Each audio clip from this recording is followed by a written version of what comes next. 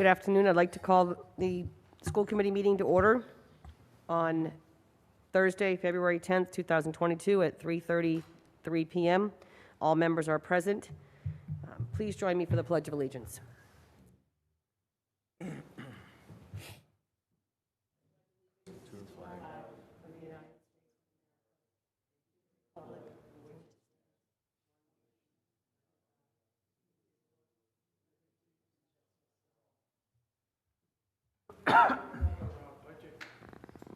Oh, here, take mine.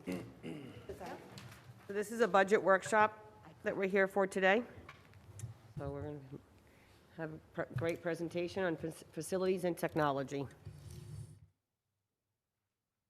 Oh. Ask that to leave, please. Oh, okay. Yeah, We're good. Right. we're good. So thank you. Part of our budget workshop and the dates and so forth, this afternoon we are focusing on facilities and technology. I know in my goals we do have the CIP, but we'll talk about the CIP at another time, the Capital Improvement Plan. So tonight, our first slide. Thank you, David. We always like to start our budget workshop with grounding us in our strategic plan. So again, our 5 goals around student achievement, student support, professional growth, communication and partnership, and being future ready. The next are our fiscal management goals. Again, each year we really keep these because you developed excellent goals, and really it drives the agenda for framing our budget. We talk about enhance high quality education for all students, to identify and acquire high quality resources to support the schools. So in our budget deliberations, you'll be hearing about high quality curriculum materials. We also want to meet our educational priorities and promote excellence and equity in all that we do. We want to allocate all our resources and support for our student achievement and our instructional goals around those. At our next meeting, you'll be hearing presentations from our assistant superintendent and principals. We want to have a notable return on our educational investment. How are the resources being used and what can we measure it by? And then maximizing any kind of leverage we can to support our business partnerships, community, and through grants. So next slide is a review of dates and times, and I just wanted to have a discussion with you. We're happy to announce that at our next meeting next Thursday, we will be at Oliphant School. Our IT department has worked, and facilities department have worked very hard at getting all the materials and equipment that we need, and we're looking forward to being back on our turf. These are certainly very acceptable conditions here, but it would be we have to fit into a schedule. This way, having our meetings at Oliphant Administration, we don't have to work around other people's schedules. So if you look at the meeting next, let me see, where am I? 17th. It is a budget workshop, and it is a school committee meeting as well. And we had set for 3:30. We do need to publish our agenda tomorrow. And I wanted to, because I know at our last meeting you talked about different times. So can you give us some guidance around what times you would like to have this? We like Tomorrow? no next Thursday. Next Thursday. Next Thursday. From now on. I like 3:30 if Yeah. Flexible. I'm flexible, but I like early afternoon because I Right. have robotics at night. Okay, 3:30 is fine. 30, okay. Might be running in the door at 3:31, but I'll be here. That's okay. Okay, so we will start our budget workshop at 3:30, and it will be immediately followed by a school committee meeting. Does the same hold true on the 3rd, 3:30? Okay. And on the 10th, a regular school committee? Yes. You all right? Okay, 3:30. Thank you for that direction. What about the 17th of March? Why do we have the 10th instead of the 17th? We switched that because we wanted you to adopt the budget on the 10th? Okay, so we have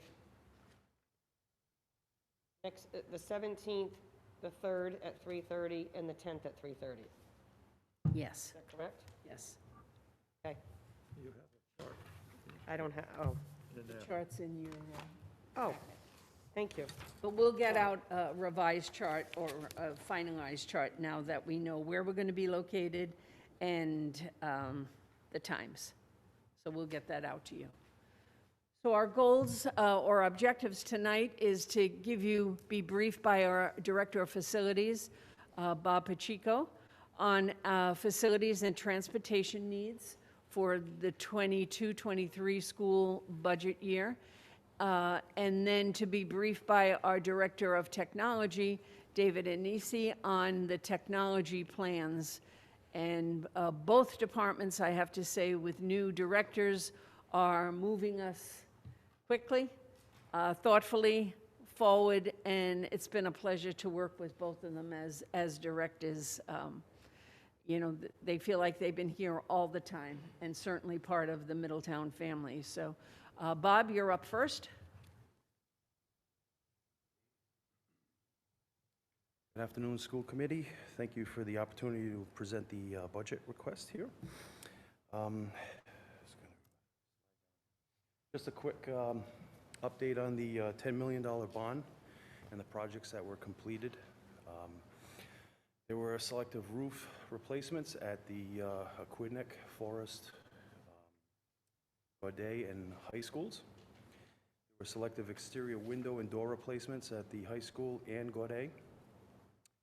Reconfiguration of school entrances at Aquidneck and GMS. Selective asbestos abatement of flooring at Forest, Gaudet, and the high school. And we had repaired or replaced 2 ventilation systems at Gaudet Middle.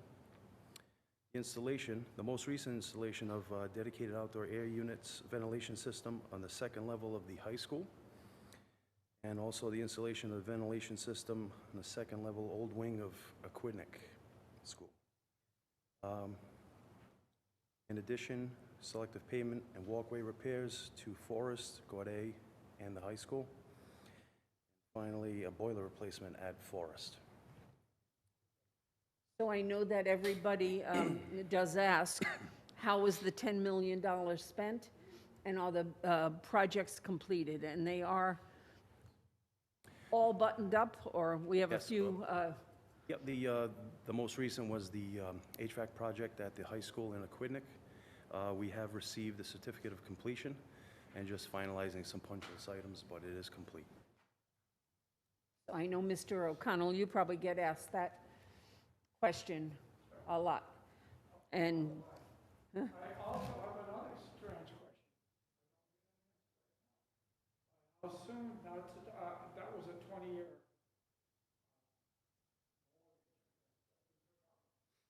2017.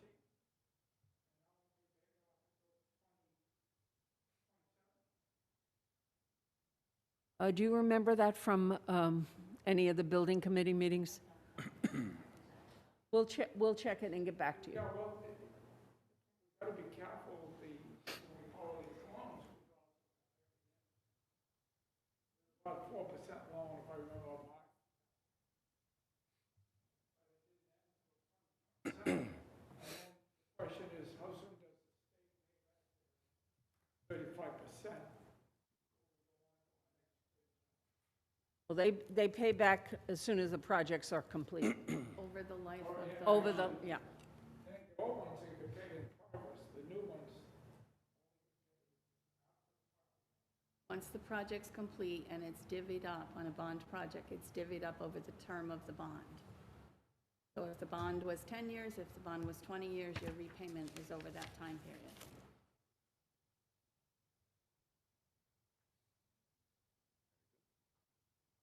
Okay, moving along. So kind of the mission statement of the Facilities Department is to provide a secure environment for the safety and educational experience of our students. And how do we accomplish that? Through custodial and maintenance operations, project management, vendor-based and in-house, and through energy management. Just a brief overview of our buildings. I'm pretty sure you know this already, but roughly 380,000 square feet of buildings, 82 acres of grounds, 5-year-old plus buildings, and over $100 million worth of building infrastructure. Facilities management services provided is through 18 full-time employees in the custodial services, through energy management, facilities use scheduling, 5 maintenance technicians and groundskeepers, project management, safety and inspections. Transportation piece, day-to-day operations, beyond the bell transport, statewide transportation, and bus monitors. Construction renovation projects. Focus will be still to remain in-house project management for projects under $1 million. Next 5-year plan in progress. We've already established a building committee working towards that goal. Establish and implement a mechanical HVAC preventive maintenance program to ensure all operating systems and equipment are at optimum efficiency. Very important. Stage 2 schematic design submission. Creating a facilities capital improvement plan, FY '24 through '28. Energy management goals for FY '23. Identifying accurate building operation schedules for our buildings. How long the buildings are running for, how long do we need to keep lights on, heating, identifying those installation of the fresh air ventilation system at both the high school and Aquidneck. They're completed, they'll be online, and finding and creating schedules for those to run at efficiency. Purchase and placement of dehumidifiers on select lower level classrooms at the Forest and Aquidneck. We will also continue to expand our computerized energy management system district-wide. We've kind of scratched the surface on that, and we'll continue to do so. That way we can recognize savings. We'll also continue to recommission building systems, provide additional training to staff, and continue to implementing LED projects district-wide.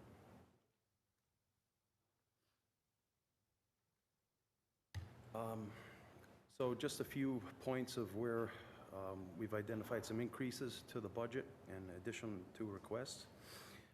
Natural gas is overall a 10% increase over the FY '22 submittal. Electricity increase, not sure exactly what that is yet, but that's due to the additional equipment that's being put up, that was installed at the high school in Aquidneck. Custodial supplies, we keep this in there because we still don't know what the potential COVID-19 increase is that. Hopefully there is none. Again, this was a big one for me, and I think for our district going forward. District-wide preventive maintenance service program for all the rooftop equipment, interior heating, and domestic hot water boilers. That is a vendor-based program. We will increase the purchase and supply of air filters, belts, and additional HVAC supplies. That'll be done through in-house services, custodians and maintenance staff. And we should see an increase in HVAC repairs due to the age and condition of our buildings. The COVID-19 impact on supply chain, supplies, and services is overall, it's in the 3 to 7% range on most of our services and supplies. We see an additional one-time cost to purchase and place those dehumidifiers on those select lower levels of Forest and Aquidneck. So the opportunities we are identifying is continued professional development for staff, improving the facility use scheduling process as a source of increased revenue. We're having monthly meetings with school-based admin to track the need, progress, and efficiency of the facilities team. Increasing in-house projects such as painting, light construction to ease the CIP funding burden, and reorganizing our work order request process for a more efficient workflow and response. Quick overview on the current fleet for transportation. As you know, our provider is Ocean State. Currently have 15 buses for regular transportation, 6 buses and 3 vans for specialized transportation.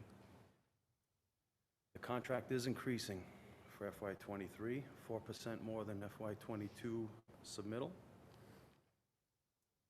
As a cost-effective measure, we will always utilize our district transportation provider for out-of-state transit of out-of-district transportation when applicable. Whenever we can, we try to bring that using our provider.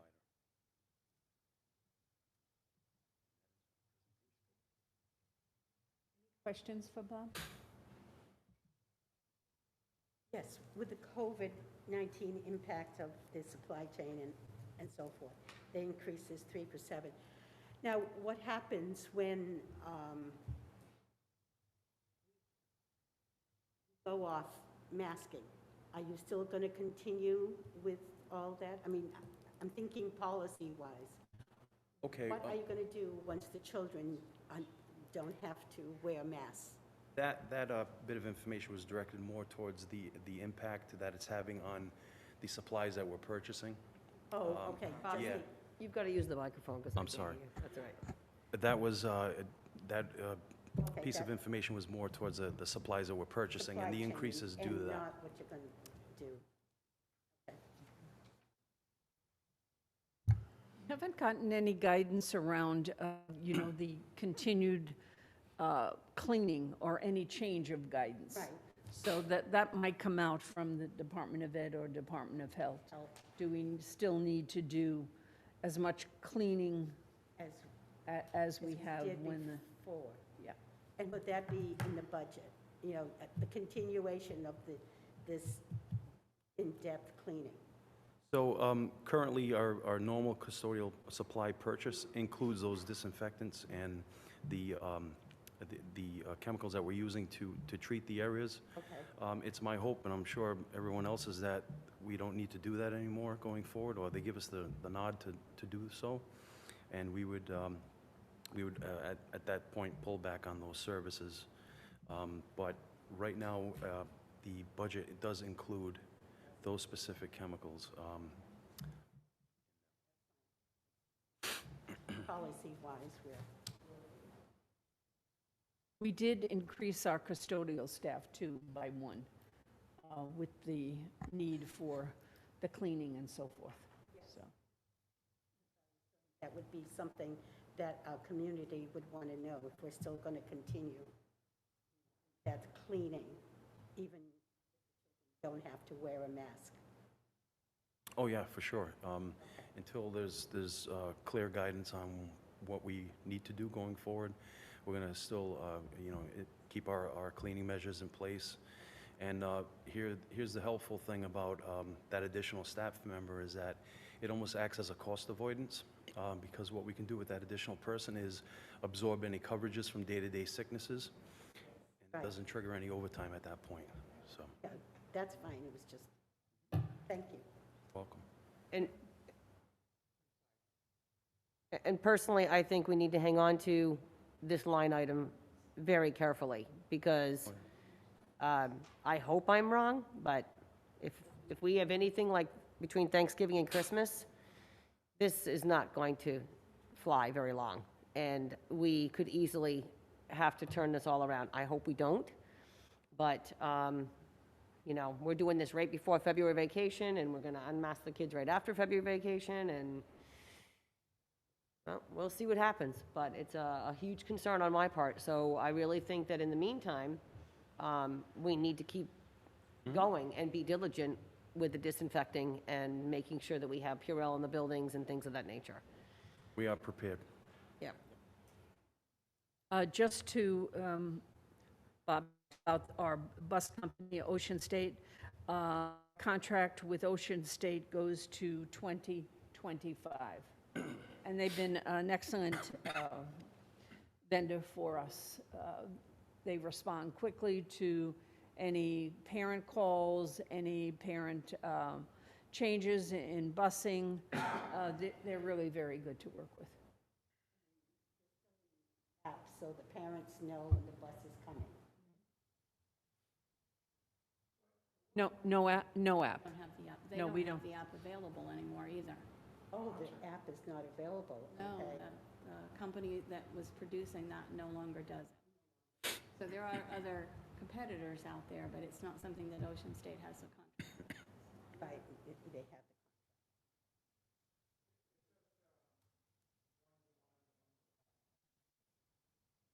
Contact, yes.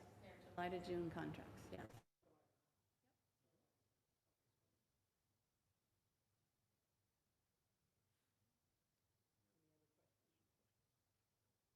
Thank you. Very good. Thanks, Bob. Thank you. Okay, next are IT. Just a little bit to follow up with the facilities, with the amount of work that we need to do, and with transportation. We are looking at a possible position to support the facilities and transportation director, especially if we get into the capital improvement pieces and any of the bond pieces. There's a lot of communication that needs to go on, so I'll be discussing that with you, during personnel. Sorry. I'm sorry, one more question. Did we pick up 2 more buses? No. No. We always had 15.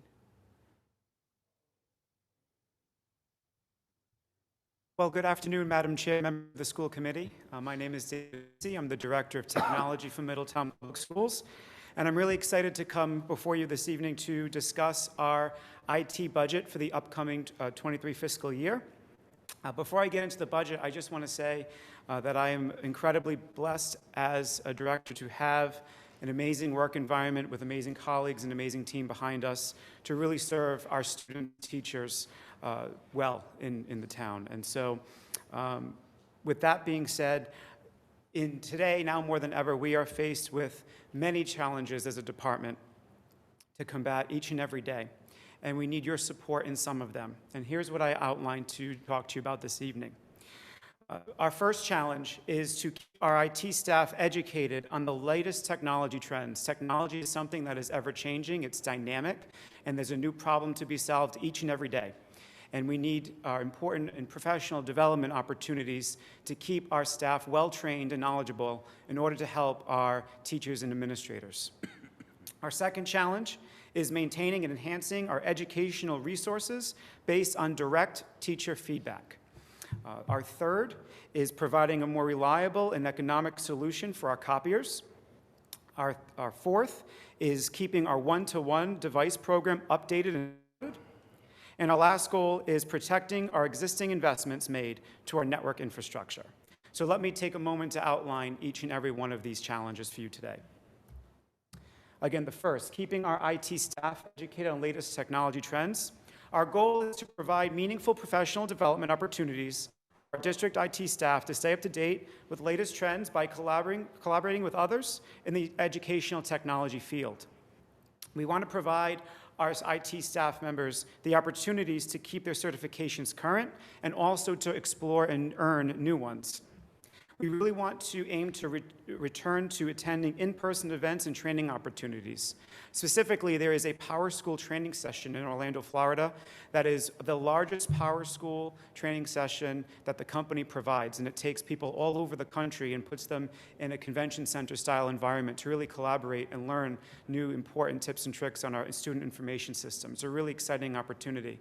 Another example of professional development opportunities that we're seeking to seek your support on is a online certification training program, which will keep employees like our network administrator and our technician up to date with the latest and current Microsoft, Cisco, and other important technology brands, certifications, and support. And so that is our first goal. With that in mind, do we have any questions on this issue? Okay, so we'll move on. Our second IT challenge as a district is maintaining and enhancing our educational resources. Our educators depend on many interactive educational resources now more than ever before, and the reason behind that is due to the pandemic. Teachers were forced to adopt a digital learning lifestyle that they have grown accustomed to over the years and now rely on this technology each and every day in their lessons. It's really integrated fully into their classroom instruction, so maintaining all that we purchase on a year-to-year basis is really a top priority for us to keep our teachers really integrated with all that there is out there. So obviously our priority is to maintain existing resources. However, us as an incomplete team consistently meets with our teachers in our district to get feedback on these online resources. So we have a structure built into our department where our technology integration specialist forms a team of tech coaches that go out into our schools, and they are teachers as well. And so these teachers who are tech coaches are across all grade levels, from kindergarten to grade 12, and we have a monthly check-in with each and every segment, elementary, middle, and high school, to check in with them to see what their problems are, what their struggles are in the classroom, to get direct feedback on some of the administrative decisions that we make.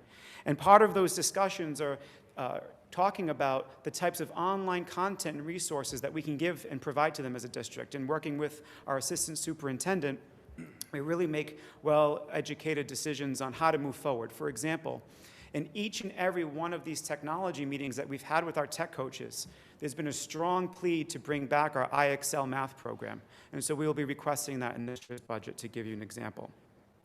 But again, additional resources are requested based on direct teacher input and district need. Does anybody have any questions on this challenge? I just want to say the IXL is great. I'm so glad you're bringing that back, because that is a tremendous resource for our students. I know that my kids used it years ago, and it was a really good tool at home. The students can really maneuver it and work it themselves, once they're shown how to do it. So I'm glad to hear that's back in the system. Yeah, so again, our tech coach meetings have been invaluable to us. Hearing directly from our teachers, our boots on the ground, to see how our certain programs pan out, this was their biggest ask for the upcoming budget season, and so my duty to relay that into my budget, and I just hope that the item passes. So, any questions on this side? If we have to ever go online again, or the future of education says, okay, Sure. you can have online classes, is it, with what you're investing in, is this going to help with that, so that from the teachers to the students, and they can do more online at home? Yes, absolutely. So what we found is during the pandemic, a lot of our online vendors that teachers have worked with and that we have worked with as a district offered their services for free for a limited time.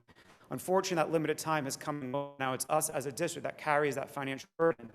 However, that financial burden is far outweighed by the academic benefit that these educational platforms have really grown into and really have tightly integrated into our teachers' curriculum and lesson plans. And so it's our hope to maintain all of those, because our teachers have grown to really rely on them each and every day. And again, that's all outlined in my budget. So the investment is working for the online. Absolutely. If any student has to go online and so forth. Absolutely. And so we can always pivot as a district. And that's one of my goals, right?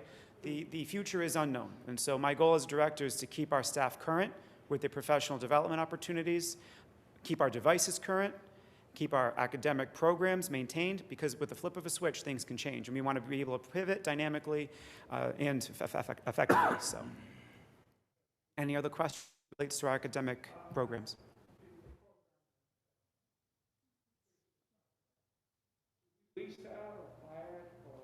Sure. So there's a couple of ways we can do that, but it's pretty much a yearly subscription.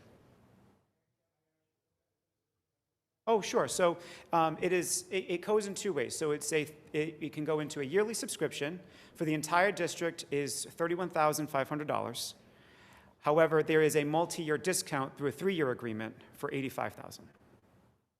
And that's all of the math component to IXL. It's a math program, Bill, and right now with our scores and the setbacks that our students have had, that's a really important program to bring back. That investment is tremendous. I know it's a lot of money, but we have to be able to provide that for our students.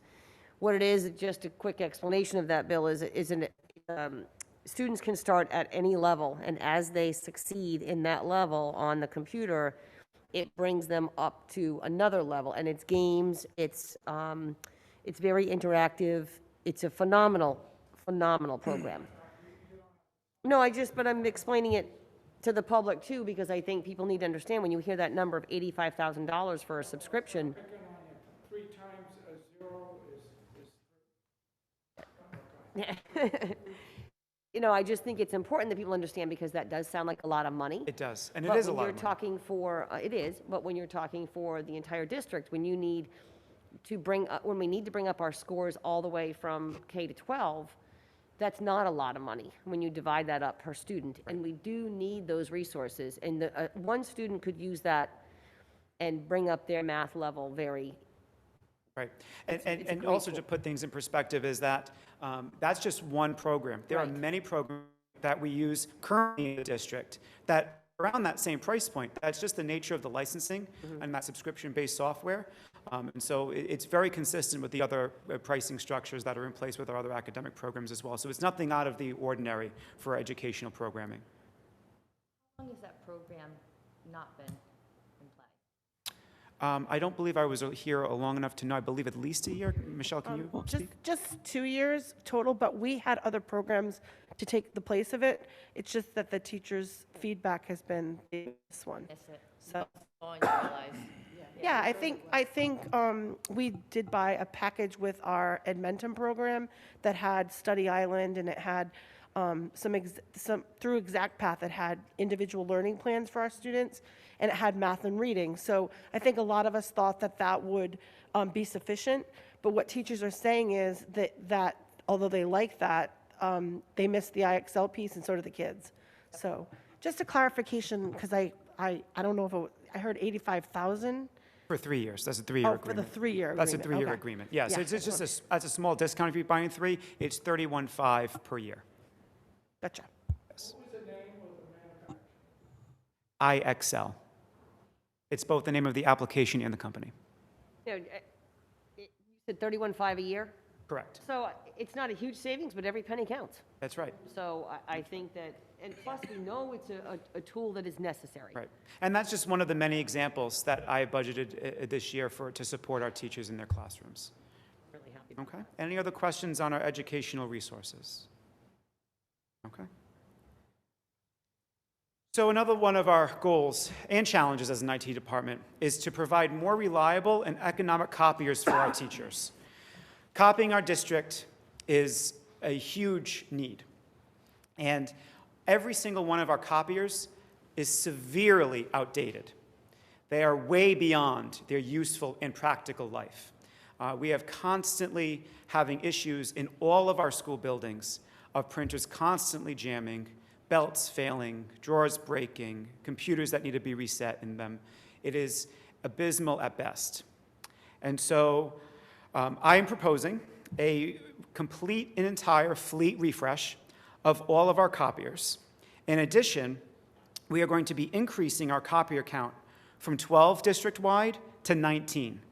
We're going to be increasing our copiers in Gaudet Learning Academy, Gaudet Middle School, and the high school, because we want to provide better, more efficient access for our teachers. If our teachers need to copy something very quickly, they shouldn't have to walk across the entire campus in order to get to a functional copier. They should walk just a few feet from their classroom.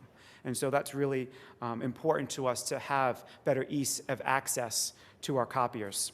We also want to add color copying to every district building. Right now, the only color copier we have in the district is at our Oliphant Administration Building. And so we plan to have at least one color copier in each main office to, of course, be carefully regulated so that it is responsibly used, but providing that convenience and support where necessary. We want to integrate a monitoring and reporting system on all district copiers to allow us to get better insights on why teachers are copying, what they're copying, how often they copy, so that we can better tailor our budgets and better promote a more responsible copier use in the district. We also want to implement a badge print system for tightened security and convenience. Right now, our teachers are copying and printing a wide variety of media. However, there are some that are confidential, and that we take very seriously.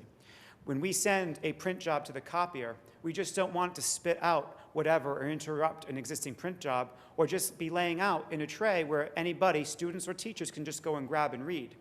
With a badge system, you can scan your existing Middletown Schools ID into the copier, and it will print out on demand. This also has an added convenience feature where I can be anywhere district-wide, send something to the printer, and scan my badge in any district copier, and it will come out. I'm not printing to one specific printer. I'm printing to a print cloud, and wherever I am, in any building, on any floor, in any room, as soon as I scan my badge, there my document prints out on demand. And so that's what we're looking at for our copier program. This also includes managed print services for our ink, our toner. So as we are running low on ink and toner, that automatically gets generated, and also an ongoing maintenance contract is also included with that. The only thing that is not are paper and staples. Any questions on our copier goals? Yes? Dave, are you going to have individual codes on these machines for color copying so you know who is printing out how much? That's a great question. So codes, no. And the reason why is nobody likes codes. You forget codes, you type in a code wrong, it causes frustration. But taking that same concept behind a code and replacing the code with a badge will do the same functionality you're asking. So with that scan, as soon as I scan, not only will my documents come out, but it'll tally how much copies I'm using per badge, if I am allowed color access or black and white access, and different roles and permissions. But instead of a code, it's being replaced by a secure badge, the same ID badge they use to get access to our buildings. Somebody can't go in and print out thousands of copies of color from an outside project? Exactly. Yes. They have to use their badge to get in the machine for that? And if their badge allows them to color copy in the first place. We will strongly limit color copying. We just, again, wanted it as an added convenience for our administration to use at their responsible discretion. Yeah, I've seen that be a problem in another business, so I know that you need that. Absolutely, yes. So we obviously want to give a lot of great assets to our school communities, but we want to do them in a safe and a responsible, economical way. Absolutely. I think this is also, I know that there's a cost factor for having the copiers like that in each building, but I think it's going to take away from the admin building of Mary having to do all that when she has other responsibilities to do. Not only that, but this copier project, despite adding color copiers in every building, despite adding a print badge system, and despite increasing our copier count from 12 to 19, we're still at a dramatic cost savings as a district. This program, district-wide, is looking at around, roughly speaking, because we're still in the preliminary quoting phases, but this is going to be roughly $7,000 a month for everything. And that includes ink, toner, maintenance requests, upping our copier counts, that color copying, the badge print system, includes the whole shebang for $7,000 a month. Can you explain how it will change our printers that we have in the district? Sure. 'Cause I think that's an important switch over too. Yes, so a lot of our teachers have printers in their classrooms, which has an added convenience, but it has an exorbitant cost. Toner and printers are far more expensive to maintain than toner and copiers. The cost per page is over a quadruple amount through a copier. And so our hope is to reduce the amount of printers in our classrooms, but compensate for that by adding these high-quality, high-powered copiers in more accessible areas for our teachers. That's where the real cost savings come into play as well, because there are less printers to maintain, there are less printers to fix, less printers that support an e-toner up all day, and our printers, it's not just one static model across our classrooms. We have a whole fragmented selection of printers in our classrooms, which have their own set of fragmented toner copiers, so that we're expending a lot of money on all of different kinds of toners, but if we consolidate our toner usage to one specific line item, then there's also another additional cost savings to the district. So I'm going to ask a favor, because this question will come up, I can guarantee it. Would you be able to decipher or define the difference in the cost of the printer ink? What we're going to save by eliminating those? I mean, I'm sure there's some way you could kind of at least get an estimate of that. Yeah. Because again, when somebody hears that number per month and you're talking increasing from 12 to 19, the question's going to come up, why? Sure, of course. So with the cost savings from the ink, which I understand, because I have a copier at school and it's a lot cheaper to do color and black and white there. Right. But when I'm at home and I've got to print out a 15-page document, it's not cheap. Of course. Coming out of my little tiny printer this big. Right. So the other thing I think I'm sure that all of your printers are going to have scanners in there, so people can scan into their documents. Yes. So if you could have that handy, that number, I don't need to know it. Oh, no, I just think and that might be. we'll gladly provide that.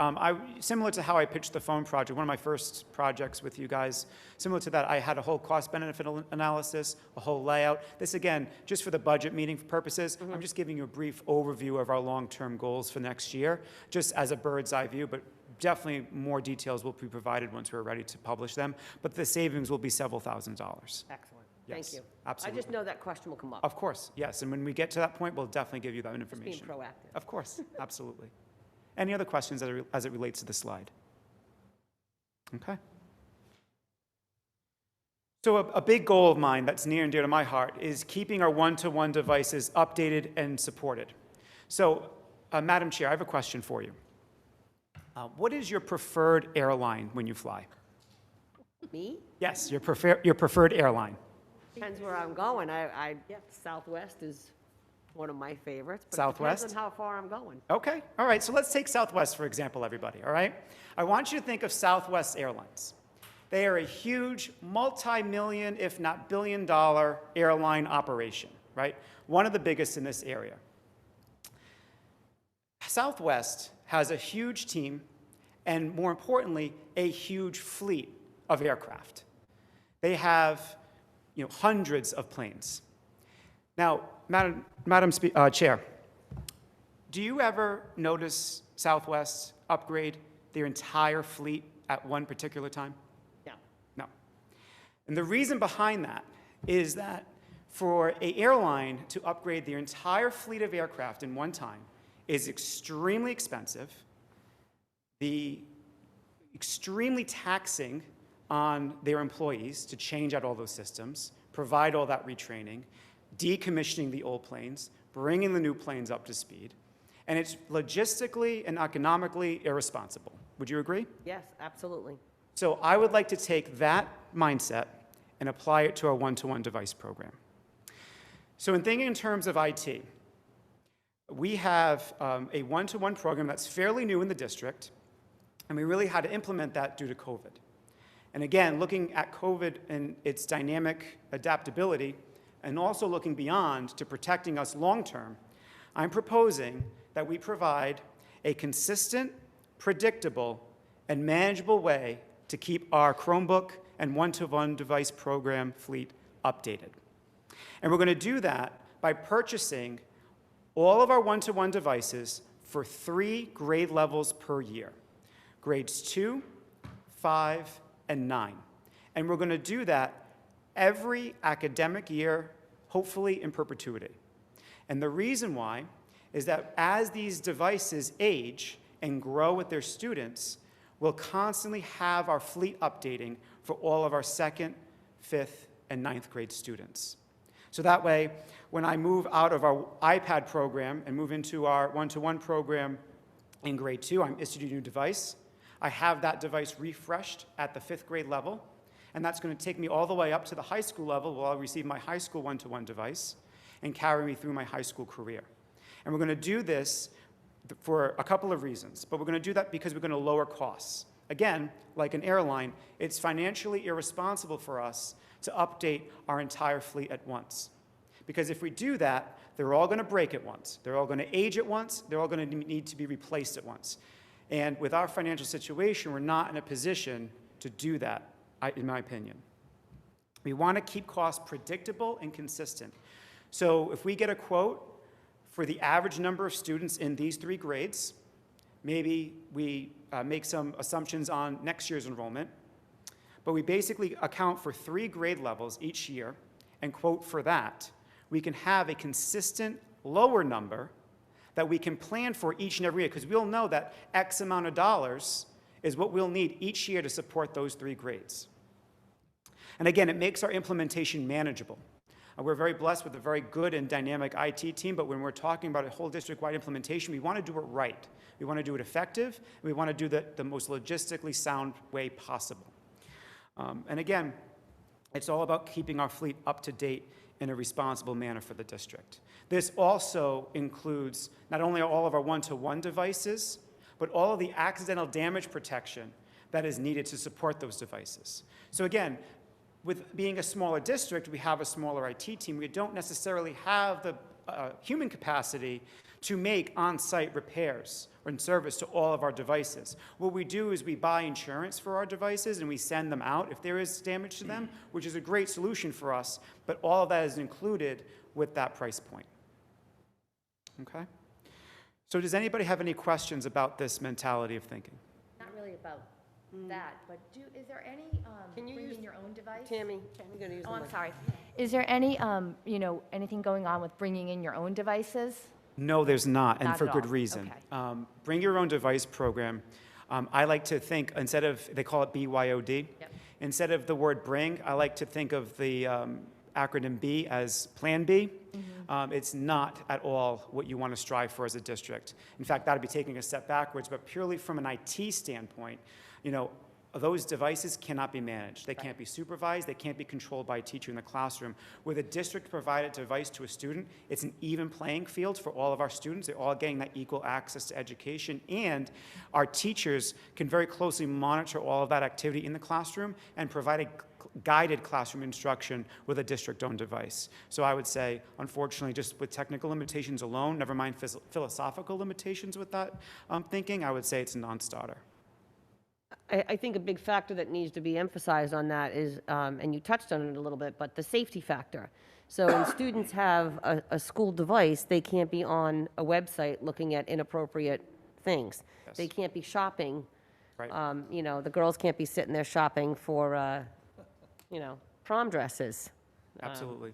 So, trust me, it happens on the phones bad enough, but it should, it can't happen on the school devices. And I'm using, I'm saying menial things, but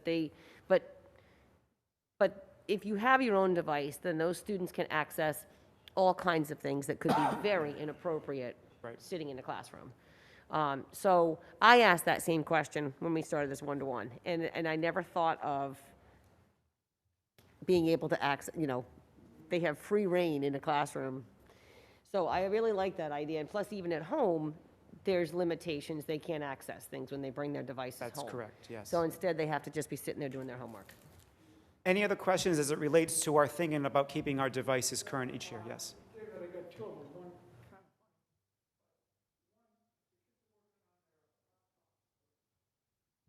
desktop. They not be able to access you don't have the transportation. Working through the cloud. So that's a good question. The answer is yes, but we want to encourage our students to take our one-to-one devices home each day. We want to encourage them to take them home, do homework on them. If there is a distance learning day that's unrelated to COVID, say it's a bad storm that's outside and we have to shut down our buildings, it's a DL day is what we call it at admin. We want to be able to have our students be ready with their devices at home at a moment's notice. But yes, they can do that as well. So if by chance they can go on their phone or their tablet at home, call up any kind of document, that's all included in this plan, absolutely. Question, and you don't have to answer. I do like your idea of the upgrade system, but is that 5 and 9? That is a great question. So I wanted to pick certain milestones in a child's career. In our kindergarten and grade 1 level, we have a one-to-one iPad program, which is a really phenomenal resource for our early education teachers and students. But after grade 1, we introduce a Chromebook to the students. And so that starts at the second grade level. So right off the bat, if I'm a graduating first grade student, I'm not going to have a device. Boom, grade 2, you're issued your first set of devices. Grade 5, it doesn't evenly quite work out. You're going to have basically, you know, a 3 or 4 year gap no matter which grade you choose, but we try to choose a midpoint, grade 5, before that child, you know, in that 5th grade year and their middle school years for that kind of refresh point. And then we also want grade 9 for high school, so they have a nice, fresh, modern device for their high school career. You have to understand that this one-to-one devices aren't the best quality of devices. They're the best quality for the dollar. They're very economical. They provide a lot of value to our students, but they don't last the longest. They're not built to last a long time, so they really rely on a short 3 to 4 year lifespan like this. That's a normal lifespan for a device of this type. Well, and the wear and tear. Oh, absolutely. You should see. I mean, I would love to show you pictures of some of the devices we get back in. But we are also, unrelated to the budget, and what you'll see at our next school committee meeting is a set of policies that we completely have rewritten that will cover us from a district perspective for that wear and tear and neglect and abuse that our devices go through each day. So I'm excited for you to see that in the coming days. But any other questions on our one-to-one device program and the mentality of keeping it a consistent approach? Again, the plan is to budget for this every year. So it's a lower, more consistent number that we know that's coming up. We know that, boom, X amount of dollars, we plan that, that's a one-to-one device program, put it away, forget about it, just account for it every year type of a thing. So it's nice and consistent and predictable. Always being Chromebooks, For the majority of our students, yes, yes. you know, staying at the Chromebook with For all now. the other, you know, new stuff comes and maybe Technology's longer-lasting. ever changing. What I will say is, just to give you an example, I'm going to be very direct with you. I have budgeted $300,000 for this program per year. That includes every student in those 3 grade levels, a device, all the accessories, and the accidental unlimited damage protection on those, which is very expensive and very important. So getting all of that for about $300K, about $100K per grade level. What's really important to keep in mind is our high school one-to-one program's warranty is expiring this summer. The cost to renew is going to be at least $250,000 alone, and that's just insurance. So again, these figures seem high, and they are high, but if you put it in perspective, to renew that accidental damage protection, which we absolutely need at the high school because it is running out, it's $250,000. So for $300K, we can refresh our entire fleet for those 3 grades, plan for it each year, accidental damage protection included. So it's a tremendous value to the district. Again, I'm going to ask that when you do this, that's very clearly spelled out, what that 300K is including, little bullet points, Yep, absolutely. what we were paying or what it would have cost instead for just that $250,000 for that versus course. $300 for covering 3 grades. That cost analysis is already in the works. When we're ready to bring that specific project to approval, we will definitely provide that for you. We just want to give you a sneak peek of what's coming down the road so that when you see those line items in the budget and you're ready to adopt a budget for next year, you're aware of the reasoning behind that cost. But yes, absolutely, that will be And provided. the other piece is, you know, we need to look at the funding sources. Operating budget is one funding source, grants are another, CIP is another funding source, impact aid if we get excess impact aid. So we need to have the plan as David has outlined, and then we'll figure out the funding sources. Yes. Buy those Chromebooks, or did we lease? It's currently a mix. I believe it's both. The latest one was a lease purchase. Latest one's a lease purchase, yes. We will be looking to purchase them outright. The reason behind that is if you know anything about leasing, with these devices, the residual value is so low. With leasing, say you're leasing a car, for example. Say you're leasing a Honda. Honda residual values are high at the end of the lease, meaning what you pay for in a lease is the cost between the MSRP value of your product and the residual value at the end of that lease term. So the larger the gap between the residual value and the MSRP, the more expensive that lease is. And because with a car, the residual value is high, you're not paying as much per month. That's why you're able to see cars on the TV for $99 a month for certain cars, because they hold their value high at the end of that lease term. With one-to-one devices, it's a very different picture. Their residual value is very, very low. So in that lease, you're paying for that residual value discrepancy there. And so it's almost as if you're financing. It's really no cost benefit to the district for leasing. And so at the end of that lease term, you're stuck with a pretty low end of cost device. So what we do is we plan to own them, and then we're going to either surplus them or sell them through an e-waste provider that will actually give us financial reimbursement. Okay? So our next slide is protecting our existing investments made to our network infrastructure. Prior to me starting here as director, the previous director and the town CIP worked together to provide a very comprehensive $200,000 network infrastructure project. Now, what that covers is all of our wireless access points in our school buildings. What those is, it kind of looks like those smoke detectors in the ceiling that provides wireless internet to our students and teachers. It provides Wi-Fi in the building. It also funds for complete replacement of our switches in our network closet. Basically, it's kind of like the back-end computers that make the Wi-Fi work. However, one major thing was omitted from that initial project prior to me starting, and is not included in last year's CIP.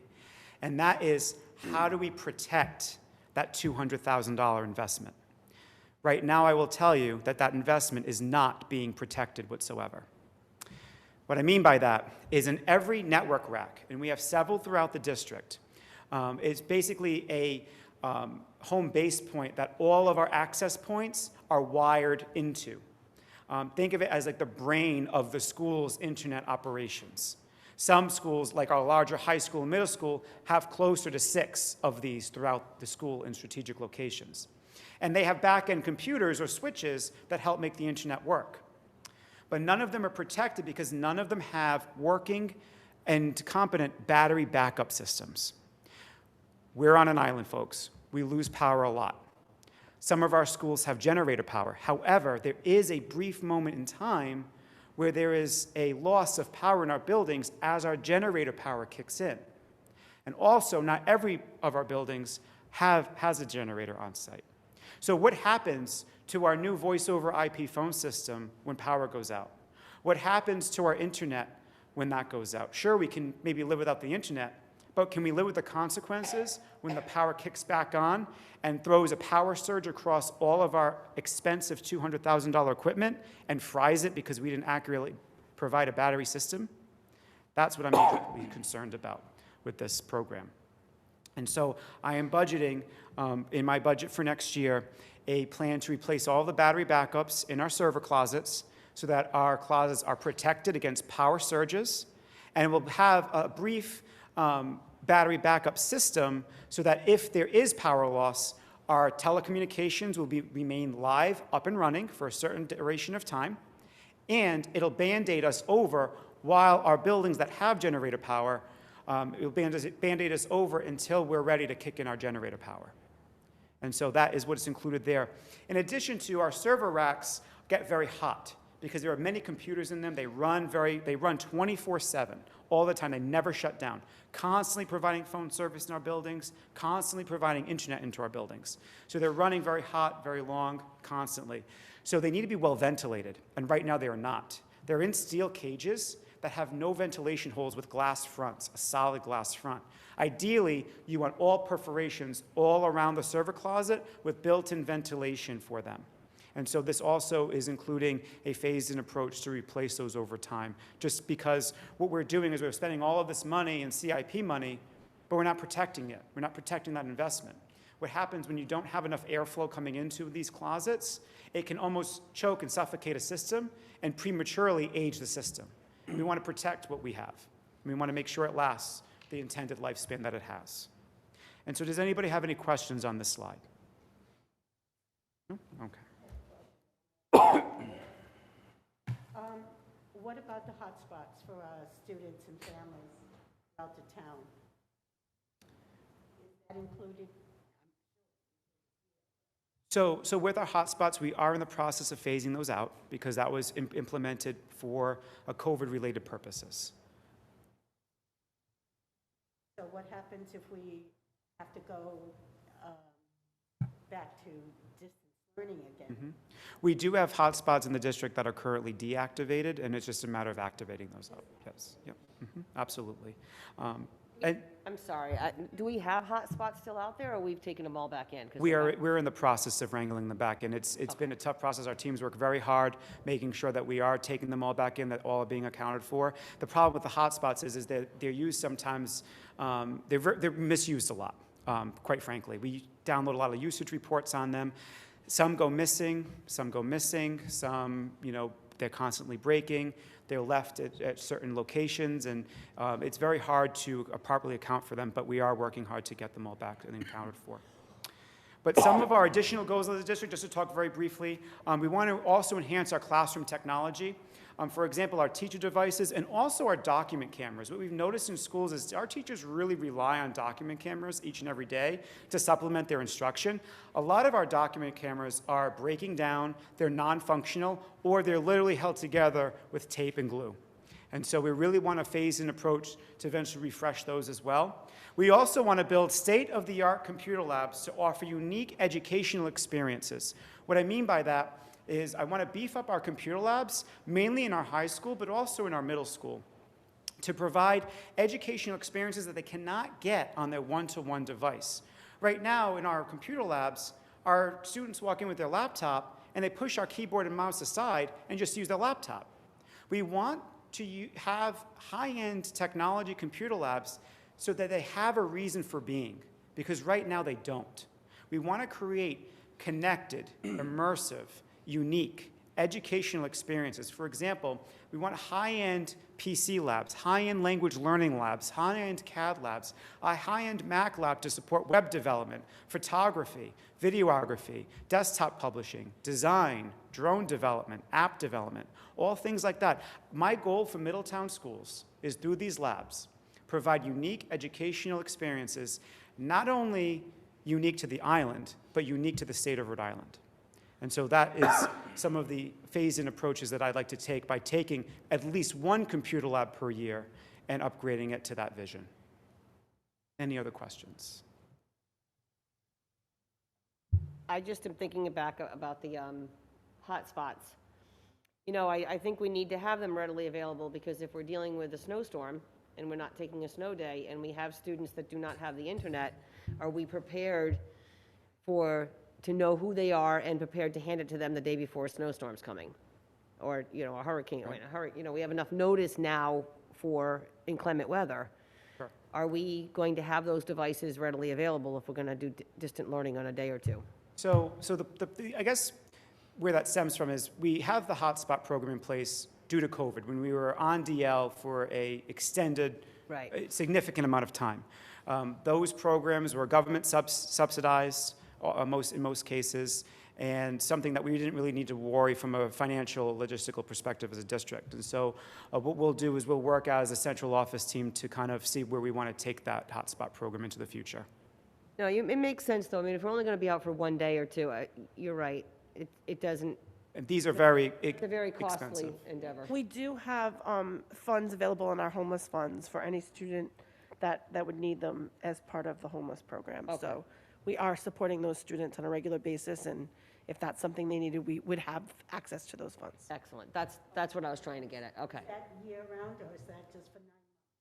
Oh, no, that's year-round. I mean, that's through our funding for homeless that we have right now. Okay, thank you. That's what I want to make sure we're Sure, absolutely. making sure we're Yep. covered. Yep.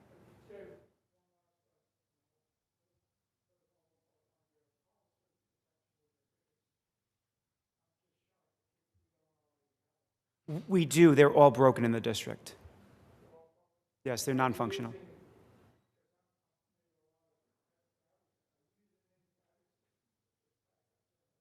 So the battery backup system and our surge protector system is one unit, and they all have failed in the district. So they have aged out, they've been neglected, they are well beyond their useful life, they have no useful life anymore.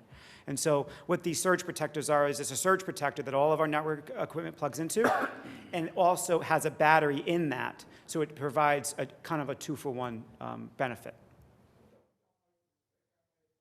I use a lot of AGB.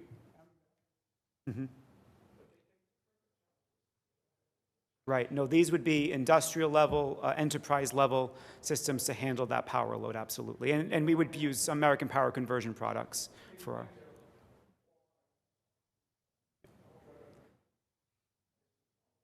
Yeah, no, the price, they are expensive, but again, we're trying to do everything we can to responsibly protect our equipment in our buildings. Any other questions as it relates to the technology budget? We're good? Great. Well, thank you so much for your time. I appreciate it. Thank you very much. Thank you. Thank you very much.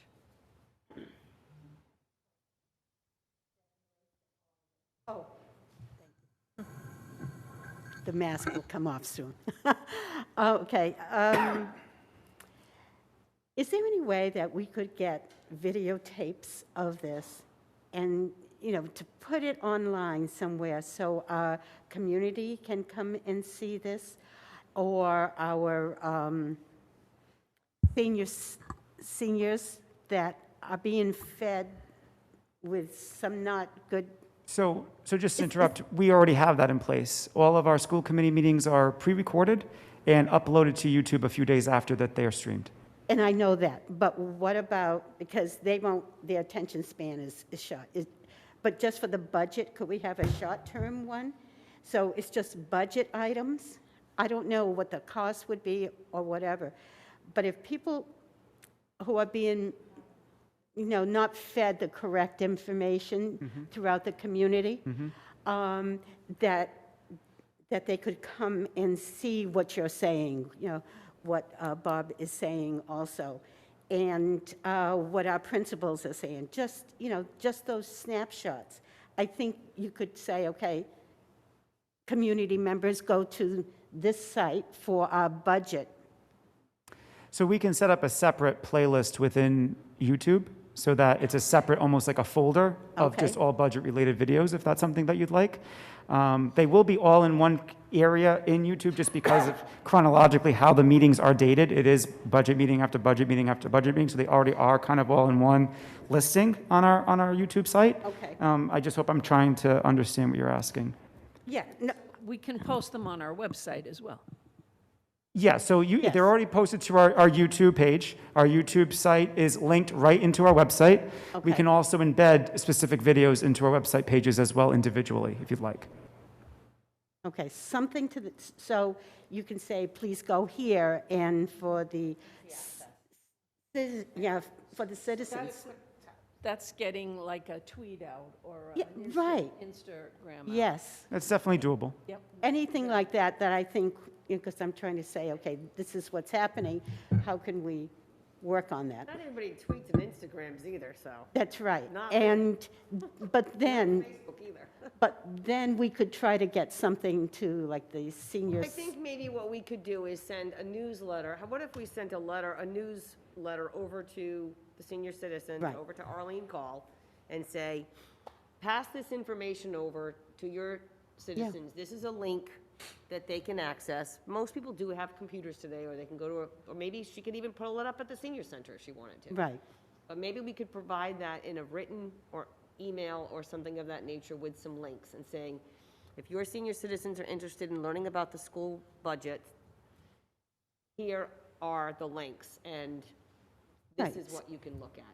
I mean, maybe that is something, if you wanted to get to the seniors, then I think the only way to do it is in paper or email through Yes. Arlene. Because Right. Arlene would know that group of ladies and gentlemen, and then it spreads through them. But I'm sure the town must have some, they know who the seniors are, that type of thing. But I don't know, like, what do you think? I just see a lot of benefit for it, especially now, before the budget workshop, because I think it's too late then, because they're not listening, they're just coming in, year after year. We've had that problem with them, with misinformation. Sure. Yeah, What do you definitely think? doable. Is that Maybe okay? Arlene could send an email out to, she must have a list of seniors that she could send an email out, here's a link if you're interested in I'm watching. sure the fire department has it too, because I think you have to register in But case I don't there's know a if you're fire. allowed to do that, that's something that we can't, Well, no, but I meant, email addresses. but there must be some lists out there. Maybe Sean has an idea, or Arlene. Okay. Good Or idea, though. maybe, And we'll share with you more next week, but we have a marketing intern working with us, so okay, those are some ideas that we could do. yeah, just something so they get the facts and not opinions. That's okay?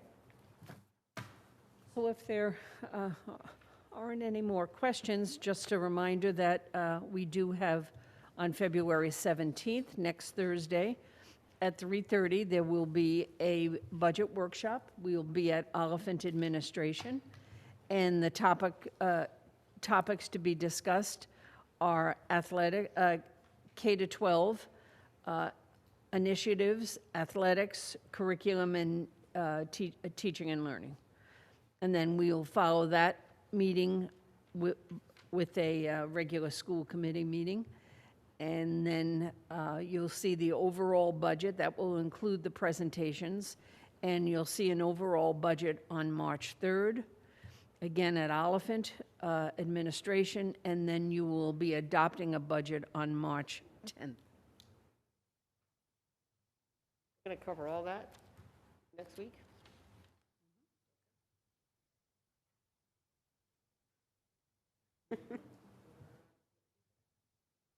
No, no CIP, because what we need to do is meet with the town administrator and the finance director and work out the CIP dollars. Okay, that's fine. Okay. Is that it?